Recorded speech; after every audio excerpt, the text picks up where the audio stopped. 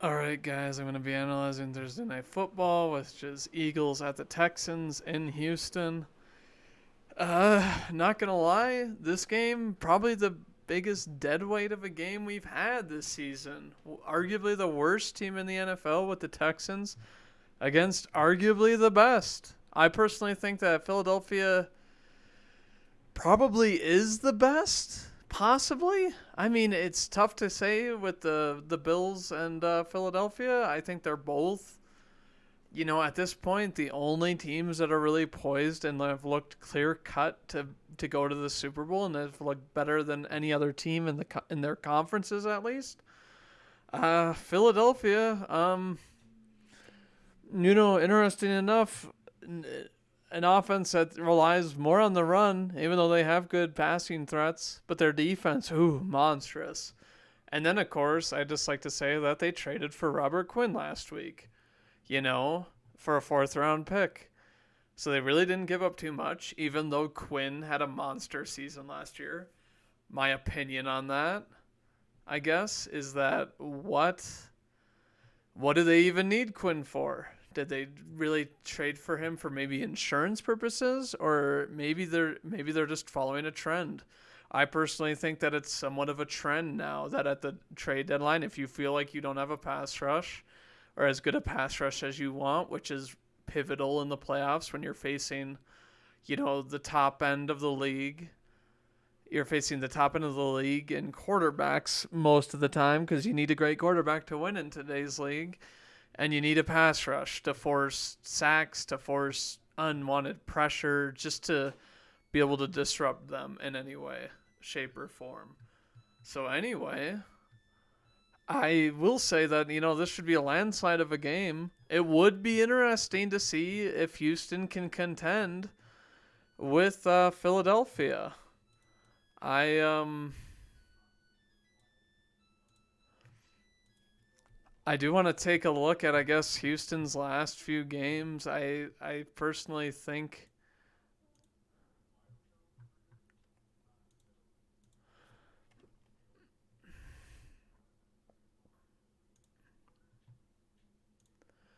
looking at this, Houston's won one game. They've tied the first game of the season, and they've lost five others. It's kind of a sorry about that. It's kind of obnoxious for me to even think about it that it would be one of those things that would be fun to see them like upset the Philadelphia, because it's just unrealistic. Like you look at, I mean, here I've got, let me just show you this. Here we've got pulled up, the stats on these teams. Obviously, points per game is 28 on the Eagles, very solid. Points allowed is, 17 pretty much. And the Texans have scored less than the points have been allowed by the Eagles. So to think, I don't know why they even put this prediction. Like, this seems like, what are they going off their average? Like, so they're predicting that they get 16. Because look at this, it's just really odd. They only predict the Eagles will average one more point than what they usually get against the Texans.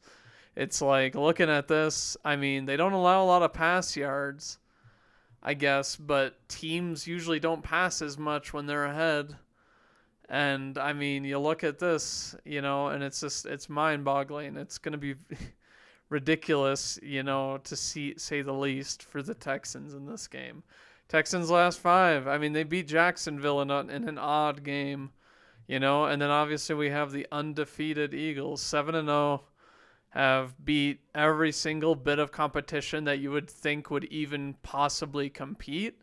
In the last five, the only two teams that I would even think would, be able to compete maybe would be, Dallas, of course, being a rival of theirs, and even they didn't, really come close. And I mean, maybe Arizona. Arizona, obviously, they didn't have D-Hop at the time, but they still gave the Eagles a run for their money. I kind of predicted that would be close and that sort of thing. And it's like, I do know that the Eagles, second week of the season, second or third week of the season, they handled the Vikings, who are obviously another team that only have one loss, but have had a lot of close wins. And it's like, coming from knowing most people that I've talked to say that the Vikings are having a good season. And I'm like, they've, scrape by on some of their wins. I'll just say that. But you look at, I mean, Philadelphia, and they are just the best team. Like, it doesn't seem like any team has an answer for them. I wouldn't say that they, let me see this, their full schedule. I wouldn't say they've went up against a super solid defense, I guess. Week one, they had the shootout with the Detroit, who obviously at the time had had the number one offense or whatever. They had been getting the most yards and the most points through like the first 5 weeks, and then they just or the first 4 or 5, and then they just declined hard after getting shut out by New England and that sort of thing. But like you look at this, and it's like I guess their schedule you could say is relatively easy. The only teams I guess that they have played are that you could say are tough are Minnesota, Arizona, and Dallas. Can't really say anything about any of these other teams.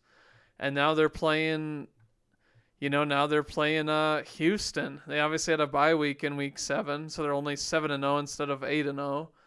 But they obviously came back, handled Pittsburgh, and I mean, just look at, Brown's just been, doing amazing wonders with his college teammate Hurts. And it's just, kind of one of those nuts things that it's like, they don't even look like they have a tough schedule. I know that my Packers have to play him, in a few weeks. It really sucks, because I like, just, on Sunday, it's like my Packers, they lost to the Bills, who are, it's like the two toughest teams are on the schedule for the Packers this year, and they weren't even the two teams that I thought. I mean, I knew that the Bills were probably going to be tough, but the Eagles came out, crazy this year, and it just goes to show you that the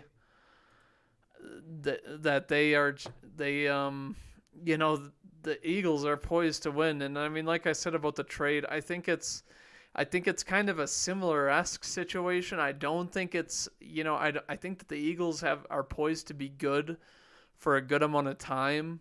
It's not like with the Rams last year where they went all in on Von Miller and, certain trades and, just stacking their team, to be honest with you, because Von Miller obviously left in the offseason. He is now on the Bills, making a huge impact.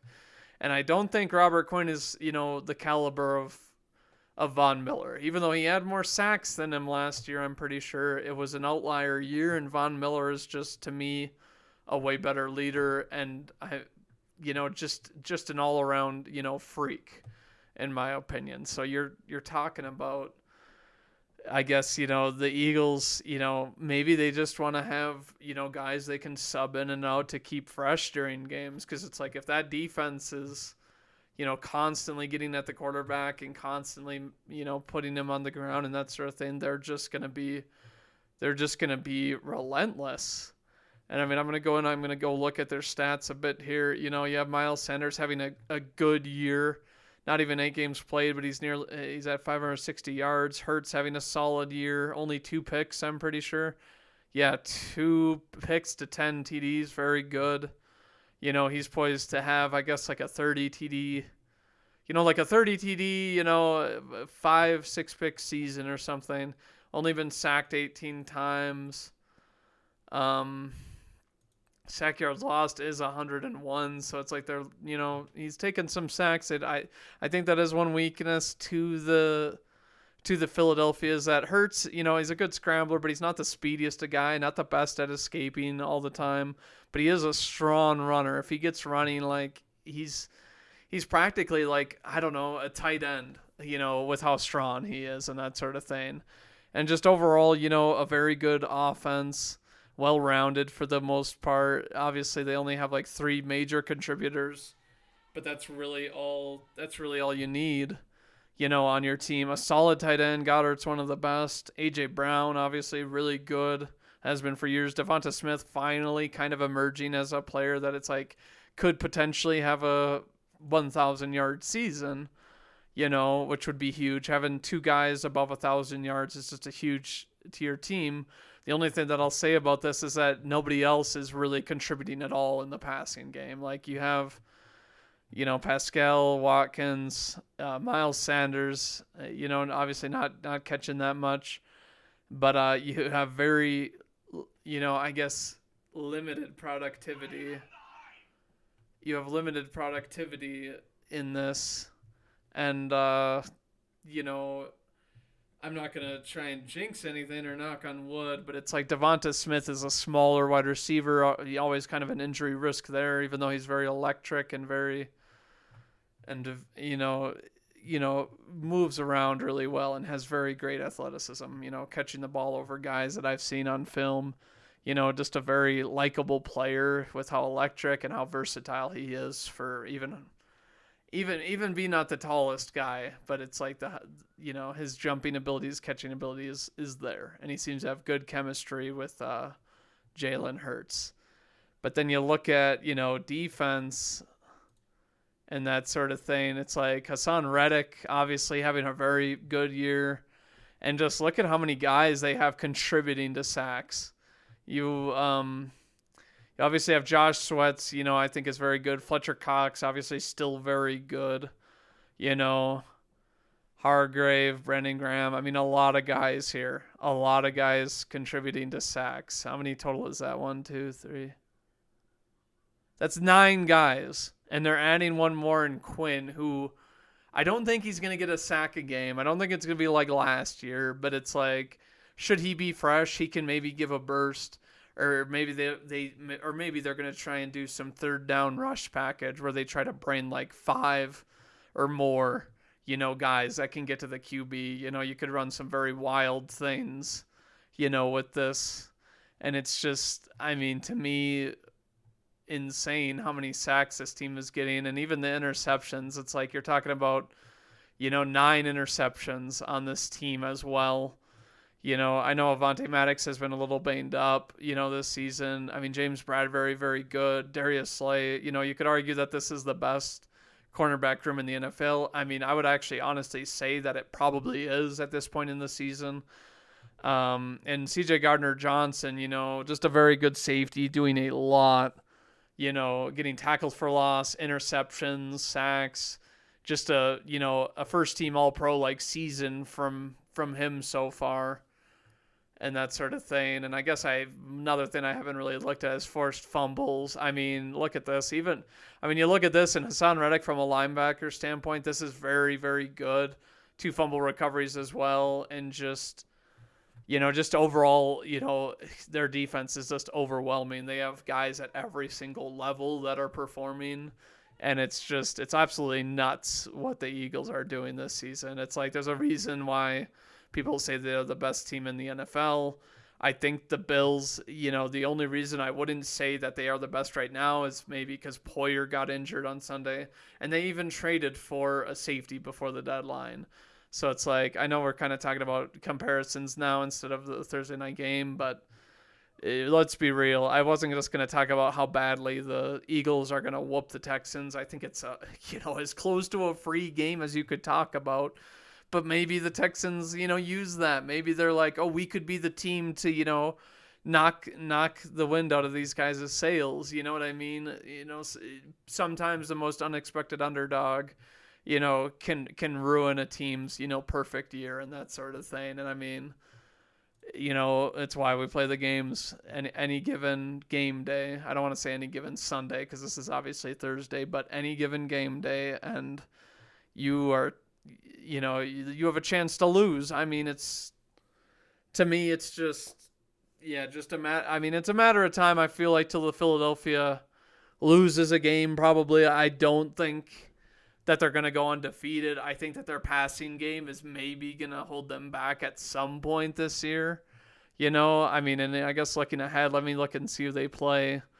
The teams that you'd think that, would maybe give them a hard time are at the end of the year, or I guess they play New York twice still, who have been very good. They lost on Sunday, but they played Dallas again, who might want revenge, and just had a really phenomenal game on Sunday against the Bears, scoring 49.